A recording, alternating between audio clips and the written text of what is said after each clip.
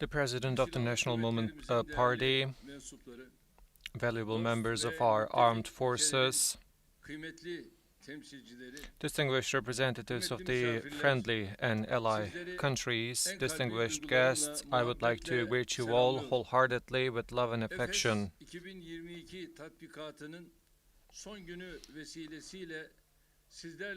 I'm very pleased to be together with all of you on the occasion of FS 2022 military exercise last day.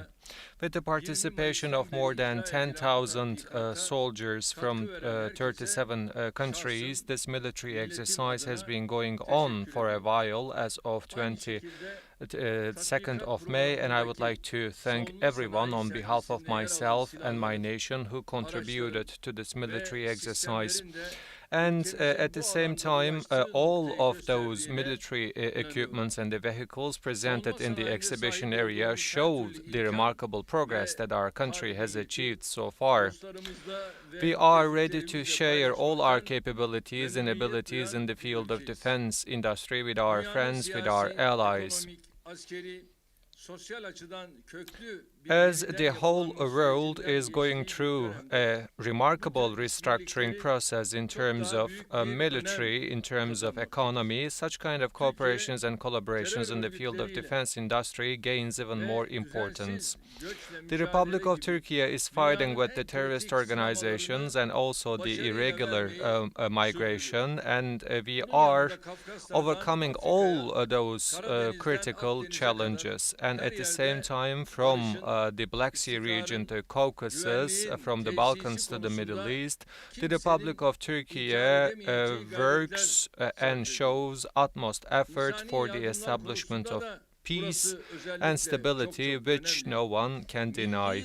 In terms of the humanitarian aid, the Republic of Turkey ranks at the first place in terms of the humanitarian aid extended to those countries in terms of the percentage of our GDP. And among all those activities, our armed forces have a very important and special place. Our gallant army from the cross-border operations to the international military operations within the NATO makes all of us proud. From PKK to YPG to Daesh, we are fighting against the most dangerous terrorist organizations, and the results that we are obtaining from all those military operations are unprecedented. Everyone drew the attention to the threat arising out of the Syria, but no one fought with Daesh on ground in Syria, and the only military operation on ground against the Daesh has been carried out by the Turkish armed forces. And at the same time, we always respected the territorial integrity, safety and security of our neighbors, and PKK, YPG, which constitutes a threat to the territorial integrity and safety and security of our neighbors, were fought by us. The Euphrates Shield operation, the Olive Branch operation in 2018, and also the Peace Spring operation in 2019, the Spring Shield operation in 2020, and the ongoing Claw Lock operation showed our determination of putting our borders under safety and security with a shield of 30,000 kilometers square. This legitimate foreign policy by the Republic of Turkey is not only distancing the terrorist organizations from our borders, but at the same time it contributes to the peace and the tranquility of our neighbors. We will never allow the establishment of the terror corridors next to our borders, and we will overcome any gaps and deficits in terms of our safety and security, which I would like to reiterate once again. So no allies of our country will stand against those sensitivities, and I also expect and we also hope that our allies will not choose terrorist organizations rather than the Republic of Turkey. We expect from our friendly and allied countries to understand our legitimate sensitivities and expectations. Valuable guests, the Russian and the Ukrainian war has shown once again that the peace and stability is quite fragile in the world. The conflicts going on in our region once again shows that NATO is in greater solidarity and unity more than ever. In such critical times, in Aegean Sea, in Aegean region, in the Eastern Mediterranean region, and also in Cyprus, we are upset that the maneuvers and the moves which are targeting the safety and security of Turkey. Some of the Greek politicians are opting for illegal rhetoric in order to occupy the agenda. So such kind of matters are so sensitive that they cannot tolerate the spoiled attitudes of those Greek politicians for their gain in terms of internal politics. So those politicians who are spending their efforts with the dreams that they cannot ever accomplish will pay the price in the history. Once again, by taking this opportunity, I would like to call upon and urge Greece to abide by the international organizations and giving up from arming those islands. And I'm not making any jokes, and I am speaking very seriously here, because Turkish nation is determined, and if we say one thing, then we will follow whether it is being implemented or not. In the Eastern Mediterranean region, for the Meis Islands, asking for 40,000 kilometers of continental shelf, which is 600 kilometers away from Greece, but only 2 kilometers away from Turkey, cannot be understood. So, trying to use the NATO and also the third countries for such political ambitions cannot be comprehended. I believe Mr. Mitsotakis will lend tourists to those islands, so they cannot reach anywhere with such kind of ambitions. And Greece, although being a European Union member, is also violating the international agreements and also the fundamental human rights, and they are putting a lot of pressures on the minorities in the Eastern Thrace. Due to those illegal implementation, in 1989 and in 2006, the Greece was criticized and given the negative verdicts by the European Court of Human Rights, but still the Greece is continuing with its illegal implementation and execution. This is a double standard, clearly.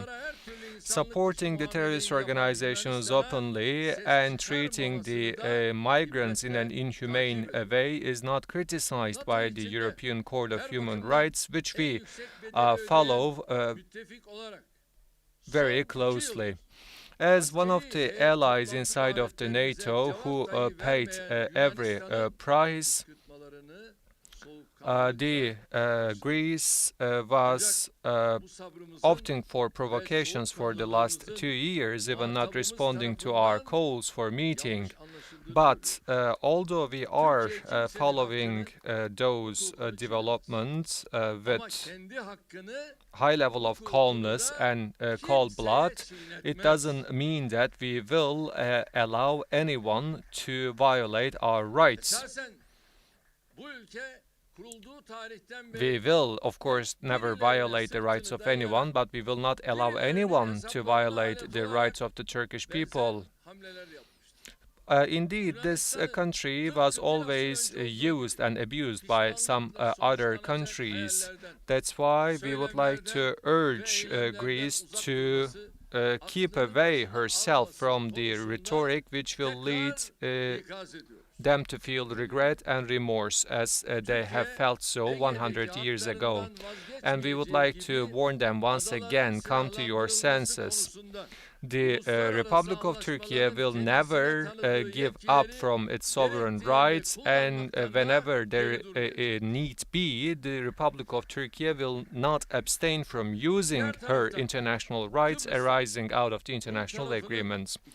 On the other hand, the dictating attitude of the Greek side in Cyprus leaves us no solution other than two-state and solution based on equal sovereignty. From teaching the bishops and the priests with the heavy weapons and embracing the terrorist organizations show the real intent of the Greek Cypriots in the region. And all of our drilling activities in the Eastern Mediterranean will be carried out in line with the international law and international agreements. We have never allowed anyone to prevent us from using our rights arising out of the international agreements. We have responsibilities arising out of our civilization, from Azerbaijan to Libya, from Balkans to Mid-Asia. In a broad geography, we are fulfilling our responsibilities arising out of our civilization. In Karabakh, in the previously occupied Azerbaijani lands, with this understanding, we stood by our brothers and sisters. Starting with the provocations by the Armenian side, 44-day patriotic war came to an end with the victory of Azerbaijan, and 30-year-long occupation in the region came to an end as well. As the Republic of Turkey, we acted with the understanding of two state, one nation, and we have given every support to our Azerbaijani brothers and sisters throughout this patriotic war.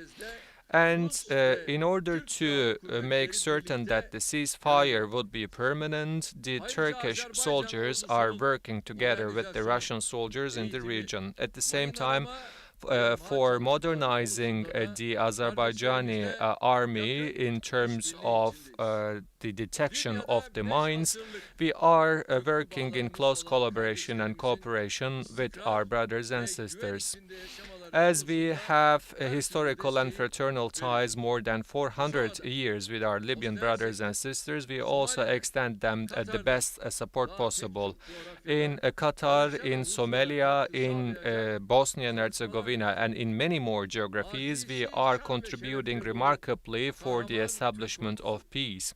The gallant Turkish army, whose history is filled with victories, have undertaken many operations in order to make sure that the peace would prevail in those geographies, and they will continue to do so.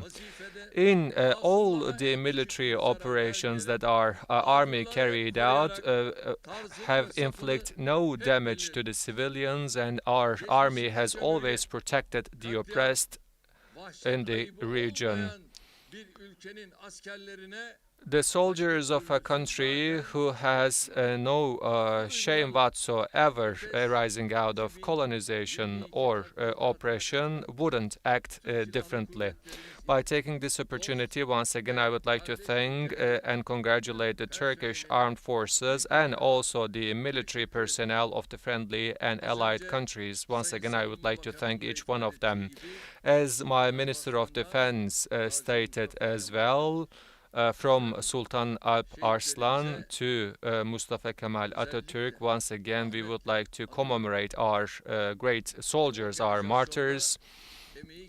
And I would like to congratulate and thank everyone who contributed to the organization of this military exercise. On behalf of myself and my nation, I would like to thank each one of our soldiers. I greet you all with love and respect, and I wish all of you good health.